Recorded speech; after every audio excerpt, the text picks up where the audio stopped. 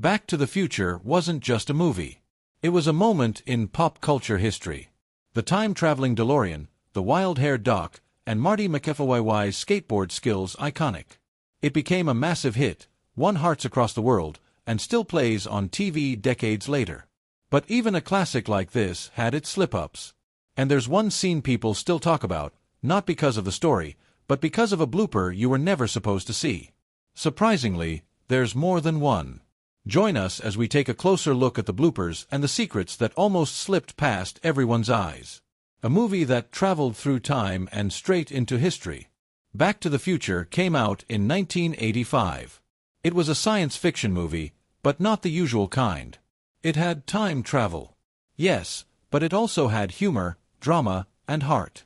Directed by Robert Zemeckis and written by Zemeckis and Bob Gale, the film quickly became one of the biggest hits of the decade. Michael J. Fox played the main role. Marty McFly, a teenage boy who ends up in the past by mistake. He rides in a time-traveling DeLorean car made by his odd but lovable friend Doc Brown, played by Christopher Lloyd. The trouble starts when Marty meets his young parents and accidentally stops them from falling in love. If he can't fix it, he might disappear forever. The idea for Back to the Future was first created in 1980. Zemeckis and Gale had already worked together before, but they hadn't made a big hit. They needed something big, and this was it. But at first, nobody wanted it. Over 40 studios turned it down. Why? It wasn't raunchy enough at the time. Comedies were full of adult jokes. This one was cleaner, more fun for everyone. Things changed after Zemeckis directed Romancing the Stone. Suddenly, Universal Pictures was interested.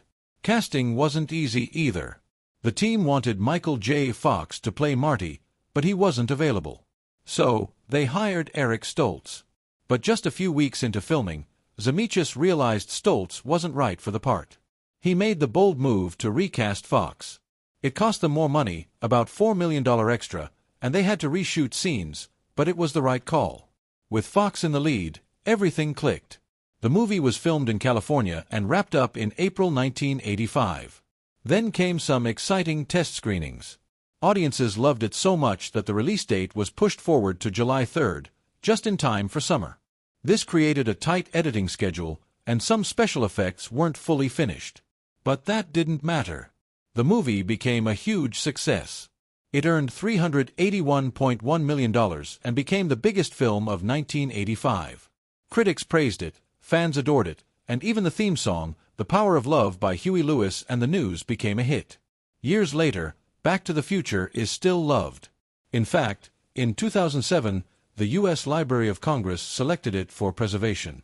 It wasn't just a movie. It became a cultural moment. And like many great films, the magic didn't just happen in front of the camera. Behind the scenes, things were just as interesting. Crispin Glover, a face you recognize. Most fans remember George McFly, Marty's awkward but lovable father. In the first movie, he was played by Crispin Glover. But when the second movie came around, something strange happened. Glover didn't come back, but George McFly still appeared. Oh.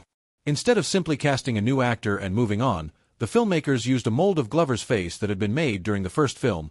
They used it to create prosthetics and put them on a different actor, Jeffrey Weissman. From far away, it looked like Glover, but it wasn't. And that became a serious problem. Crispin Glover was not happy. He didn't mind that someone else played the role. What bothered him was that they used his face, his likeness, without asking him.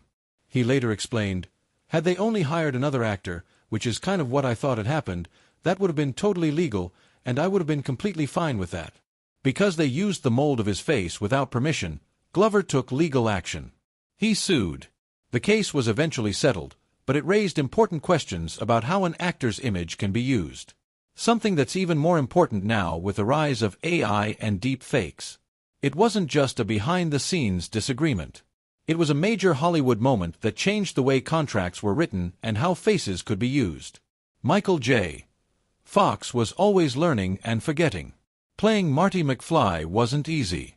The character wasn't just funny and cool. He was also super talented. In 3 films, Marty learned to ride a skateboard like a pro, play guitar on stage, shoot a gun, and even ride a horse in the Old West. But here's something many people don't know. Michael J. Fox actually learned all those things for real. Fox took his role seriously. He didn't want to fake it. He wanted to look like someone who really knew what he was doing. That meant learning one new skill after another. As he put it, it seems like I was always in school. Someone was teaching me something. I'd accomplish one thing. I'd figure out the guitar part, or I figured out how to skateboard, or I'd figure out how to ride a horse, or I'd figure out how to shoot a gun. There's always something. He laughed and added, I learned about 1,000,000 different skills, and I've forgotten them all. That quote says a lot. It shows his dedication, but also how fast-paced filming was. One moment he was mastering a guitar solo, the next he was on a horse. And though he may have forgotten those skills now, you wouldn't know it by watching the movies. He made it all look natural, like Marty really could do it all. The music, the moves, and a blooper you might have missed. One of the most unforgettable scenes in the first movie is Marty playing Johnny B. Good at the school dance. The crowd goes wild and Marty goes even wilder, jumping, sliding, and tearing it up on stage. It's a fan favorite. But did you know Michael J. Fox actually learned the guitar solo note phonetic? He already knew how to play guitar from his teenage years, but this was different. He wanted it to look perfect. The music had already been recorded. Fox worked with a teacher named Paul Hansen. They broke down the song piece by piece. That way, when Fox played it on screen, every finger movement matched the sound. He even worked with a choreographer to plan the dance moves. He wanted to copy the style of famous rock stars from the past, and it worked. You can feel the energy in every second of that scene. Now, here's where it gets even more technical. Later in the series, Marty interacts with himself as different versions in different times. That meant the camera had to capture two versions of Fox in the same frame, often talking to each other. But regular cameras couldn't do that without looking fake. So, director Robert Zemeckis came up with a solution. He asked ILM to build a special camera called the Vistaglide.